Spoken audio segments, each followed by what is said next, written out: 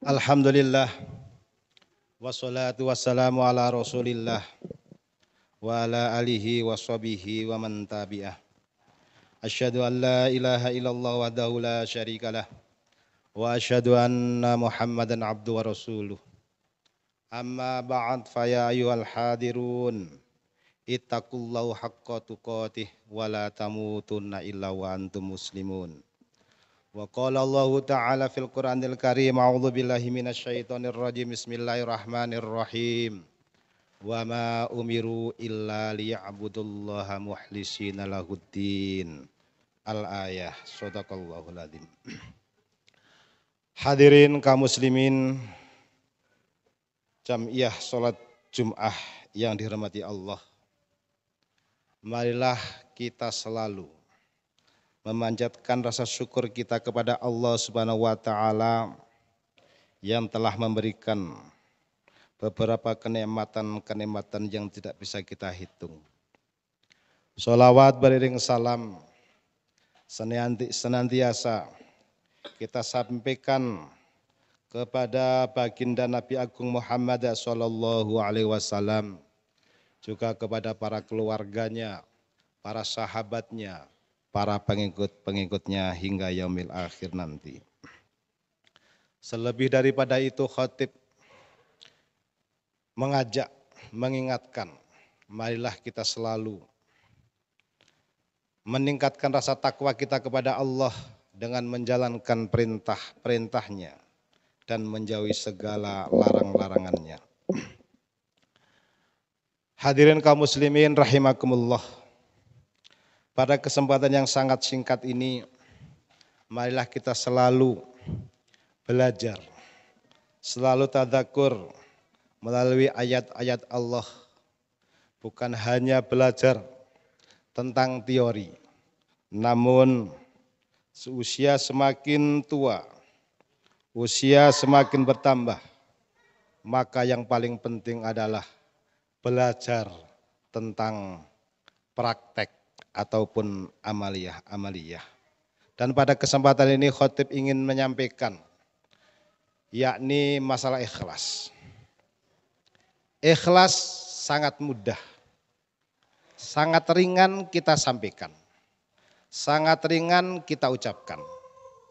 Namun terkadang sangat sulit kita praktekkan dalam ibadah-ibadah amaliyah, baik ibadah mahdhoh atau ibadah ghair mahdhoh, yakni ibadah-ibadah sosial.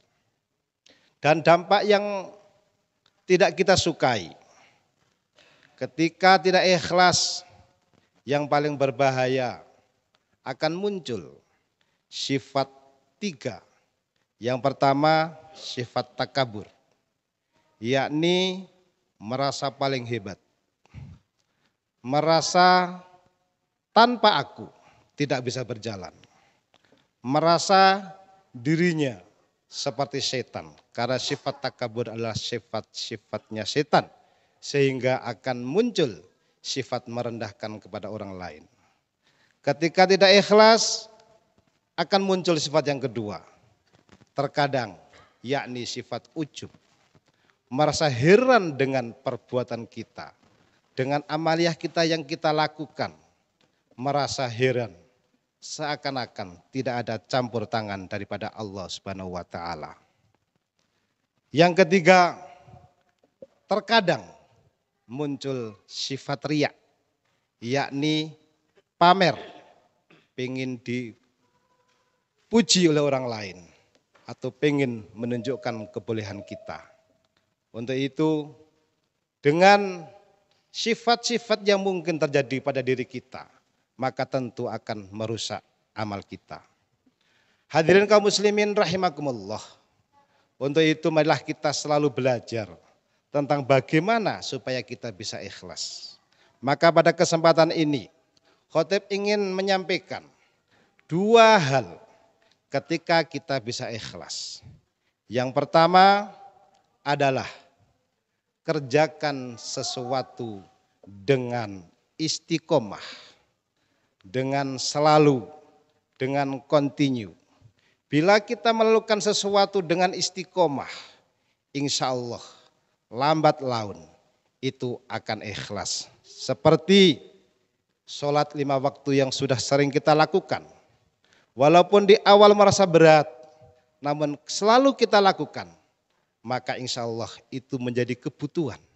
Atau mungkin amalia-amalia sosial, membantu kepada tetangga, kepada keluarga yang membutuhkan, maka kita akan sigap karena sudah biasa.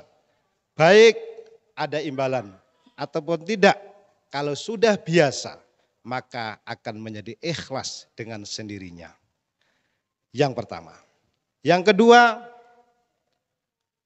tentu ikhlas kalau kita laksanakan dengan syariat, itu kadang sangat sulit. Tapi kalau kita lakukan, kita praktekkan dengan hakikat, insya Allah sangat-sangat mudah. Syariat mungkin dalam ubudiyah sering kita kenal dengan fikih. Fikih ataupun syariat hanya mempelajari tentang syah dan tidaknya suatu amalan tersebut. Sedangkan hakikat adalah mempelajari tentang diterima dan tidaknya suatu amalan tersebut. Contoh, ketika kita mempunyai harta, mempunyai uang, memang secara syariat itu harta kita. Secara syariat, secara dohirnya, itu memang hasil dari karya kita, dari usaha kita. Namun secara hakikatnya, tentu sering kita mendengar, itu hanya titipan Allah. Harta yang dimiliki hanyalah milik Allah. Kapan kita, Allah akan memintanya, Allah akan mengambilnya, tentu kita sudah ikhlas karena memang secara hakikatnya itu adalah milik Allah Subhanahu wa taala. Maka ketika kita mau amaliyah, kita mau bersedekah, berinfak. Kalau kita secara syariat, kita punya uang 1 juta, kita infakkan 100 ribu, 500 ribu akan jadi kurang. Akan sulit dan akan berat kita lakukan. Tapi kalau secara hakikat, harta ini hanya titipan. Harta ini hanya punya Allah. Ketika Allah meminta, maka hendaklah dikasihnya. Karena janji Allah, a'udzubillahi minasyaitonirrajim, bismillahirrahmanirrahim. Man dzalladzi yuqridullaha qardan hasanan fayudhaifahu lahu ad'afan katsirah. Wallahu yaqbidu wa yabsut wa ilaihi turja'un. Barang siapa yang meminjami kepada Allah dengan pinjaman yang bagus, artinya menginfakkan, maka bahasa Allah meminjami. Ketika kita mau meminjami kepada Allah dengan harta yang kita miliki, harta yang diberi oleh Allah, maka Allah akan melipat gandakan daripada harta yang telah dipinjami pada Allah, daripada harta yang telah diinfakkan. Dan Allah maha menahan rezeki hambanya, rezeki makhluknya, dan maha meluaskan hartanya, dan maha meluaskannya. Dan kepada Allah lah kita semua akan dikembalikannya. Hadirin kaum muslimin rahimakumullah, itu dalam masalah harta. Kita sering berat untuk mengeluarkan infak, padahal sangat-sangat sedikit daripada harta yang dititipkan oleh Allah yang begitu banyak dan begitu luasnya. Contoh yang kedua, ketika kita mempunyai suatu kelebihan, mungkin ilmu, mungkin suara, naluri sebagai manusia wajar. Kalau kami menggunakan ilmunya, aku menggunakan suaranya, kadang akan muncul sifat riya, pamer, takut dibilang riya, takut dibilang pamer. Namun kalau secara hakikat, apa yang kita miliki? Kelebihan-kelebihan yang ada pada diri kita semua adalah milik Allah. Semua kebetulan kita yang sedang dititipi suatu kelebihan tersebut. Kalau kita mau merasa pamer, merasa takut riya, maka sungguh-sungguh naib. Itu kepunyaan Allah. Maka janganlah ketika kita mempunyai suatu kelebihan, takut kita dibilang tidak ikhlas. Kalau kita menggunakan hakikatnya, semua kelebihan yang kita miliki itu hanyalah milik Allah Subhanahu wa taala. Contoh yang kedua. Dan yang ketiganya, ketika kita mengamalkan perintah-perintah Allah, contoh seperti ibadah-ibadah madhah sholat, kadang kita dibilang tidak ikhlas, atau mungkin berat kita mau ikhlas. Tapi kalau kita bersyukur kepada Allah, sungguh-sungguh sangatlah harus bersyukur. Ketika kita orang-orang tidak bisa menjalankan perintahnya, saya pada kesempatan ini diberi hidayah oleh Allah, diberi kekuatan oleh Allah. Hati kita terdetik, terlintas, bahkan keinginan kita itu juga karena kehendak Allah. Maka kalau kita bersyukur, semua itu adalah kehendak Allah, maka insya Allah kita akan ringan untuk menjalankan. Tidak akan berat untuk beribadah kepada Allah. Maka akan muncullah dan benar-benar tertanam dalam jiwa kita. La haula wala quwwata illa billahil aliyil azim. Tidak ada reka daya kita. Tidak ada kekuatan sedikit pun daripada makhluk ataupun manusia. Illa billah, terkecuali hidayah, terkecuali bantuan daripada Allah Subhanahu wa taala.